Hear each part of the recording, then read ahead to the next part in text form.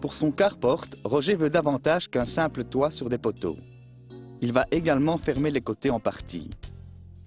Avec ses plans, il se rend chez Joris Ide SA, qui dispose d'un grand assortiment de plaques métalliques, aussi bien pour toit que pour mur. En compagnie d'un représentant, il choisit le bon matériel et il peut l'emporter ou le faire livrer.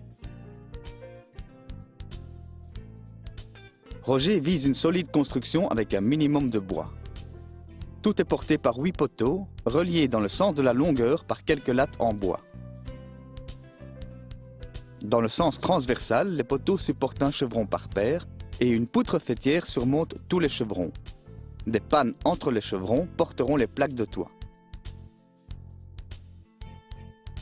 J'ai déjà placé les poteaux la semaine dernière. Nous retournons donc quelque peu dans le temps.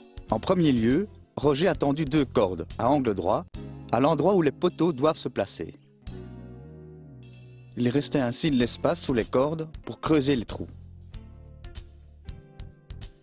Au-dessus, les poteaux doivent porter les chevrons et en vue d'une sécurité accrue, Roger a enlevé un bout de bois de sorte que le toit repose sur les poteaux.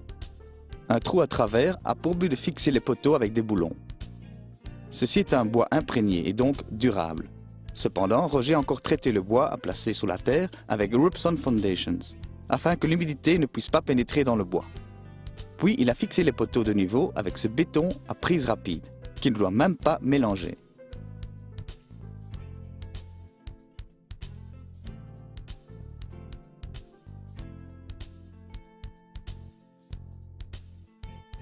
Vous pouvez également placer les poteaux dans des pieds métalliques ou sur d'épaisses tiges filetées.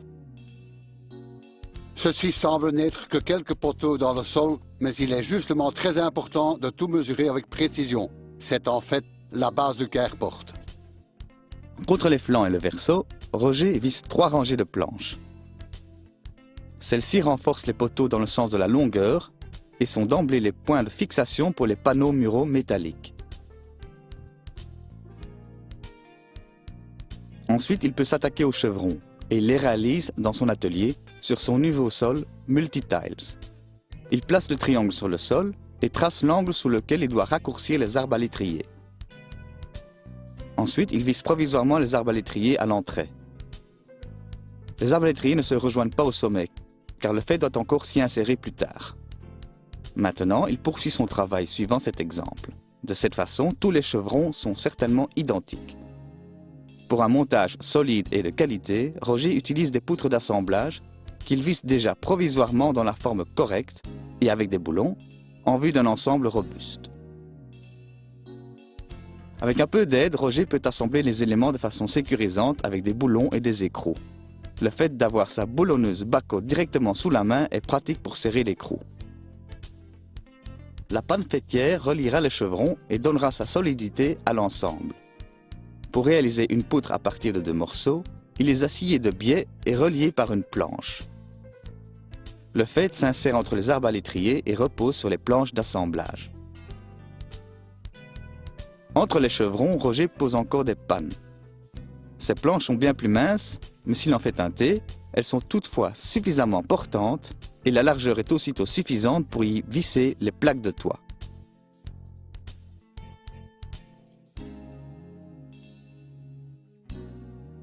Tout autour vient encore une planche de bord contre les pannes, en guise de finition et pour y fixer les gouttières.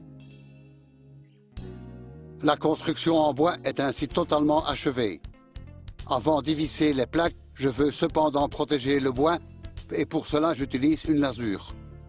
Auparavant, les lasures étaient toujours à base de solvant. Vous deviez donc rincer votre bosse au wet spirit et le produit séchait lentement. Mais il existe aussi à l'heure actuelle des lasures à base d'eau et celles-ci sont nettement plus écologiques et plus faciles d'emploi. Pour le carport, Roger choisit une lasure incolore en phase aqueuse. Et en termes de souplesse d'emploi, ce produit est tout indiqué.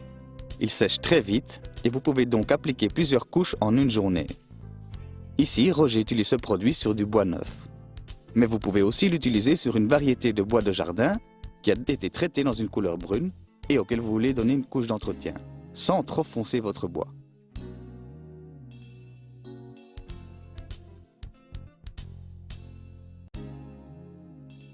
Et, après usage, vous rincez simplement les brosses à l'eau. Fini le white spirit polluant. Maintenant, Roger peut poser ses plaques.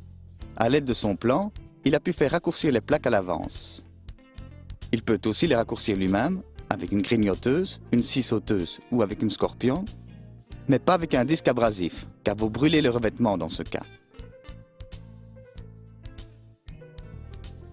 Roger fixe les plaques de Joris Ide avec les vis autoperçantes correspondantes. Sous la tête, elles sont pourvues d'une rondelle EPDM inusable en guise de joint.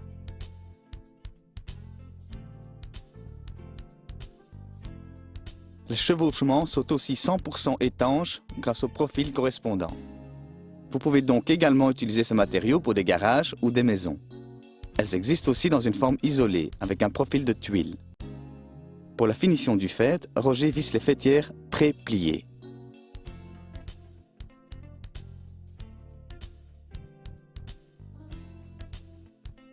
Les plaques murales sont également constituées d'une solide plaque d'acier avec quelques couches de protection et d'une couche de finition résistant aux UV, disponible en différents coloris.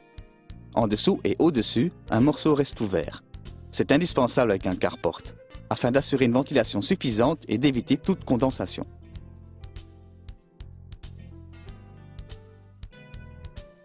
Roger suspend encore des gouttières contre les flancs en guise de finition. Celles-ci sont réalisées en polyester anti-choc, inaltérable et donc plus durable que le PVC. Il colle d'abord les embouts, puis il visse les brides sur une seule ligne et l'encliquette la gouttière. Bien planifier, raisonner et dessiner est la clé du succès pour mener à bien de tels projets de construction. Si vous voulez limiter la réflexion, imitez simplement ce qu'Airport à l'aide des dessins et des explications dans Dobit Magazine. Et vous avez manqué quelque chose? Vous pouvez revoir intégralement tous les films de Roger sur notre site web. Cliquez sur le film souhaité et Roger vous montre tout à nouveau. Et n'oubliez pas, ce que vous faites vous-même, vous le faites généralement mieux. À la semaine prochaine.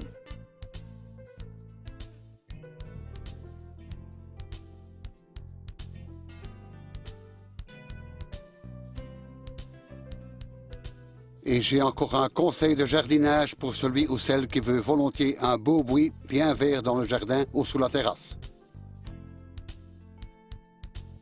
Si vous plantez votre buis en pleine terre, mieux vaut mélanger ce terreau avec de la terre ordinaire. Un engrais a déjà été ajouté à ce produit pour 100 jours. Ensuite, vous devez ajouter de l'engrais pour buis. Mieux vaut d'abord déposer une couche de granulat d'argile sur le fond de vos pots, car le terreau, mais également les racines de la plante, pourriraient si de l'eau stagne dans la vasque.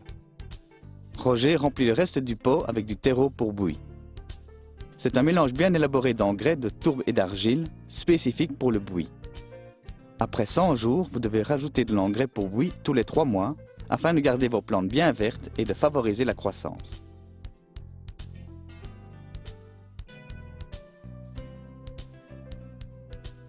Un buis est plus joli quand il est sain et taillé proprement. Pour cela, vous avez besoin d'une cisaille à buis de qualité. La cisaille à buis de Roger possède un certain nombre d'atouts en vue d'un travail confortable et d'un beau résultat. Des couteaux trempés qui restent tranchants pendant longtemps et bien serrés garantissent une plaie de taille propre qui ne brunit pas. Les tampons sur cette cisaille Bako absorbent les chocs afin d'épargner vos épaules. Les longues poignées préservent la vision de votre travail et les longs couteaux permettent de tailler rapidement.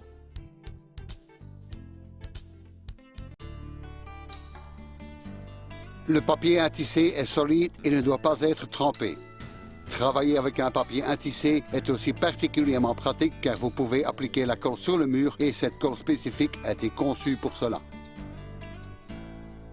Vous trouvez de nombreuses colles à tapisser pour une variété de papier peint. Papier lourd, papier léger, papier pour endroits humides. Mais vous ne devez pas hésiter pour le papier intissé. Le Roll-On Magic est le bon produit. Lorsque vous mélangez la poudre blanche dans l'eau, la colle devient rose. L'avantage est que vous voyez mieux sur le mur si vous avez bien encollé partout lors de l'application. Et si la colle Perfax est étalée de manière uniforme. Ne craignez pas que cette couleur rose ressort du papier car la couleur disparaît en séchant.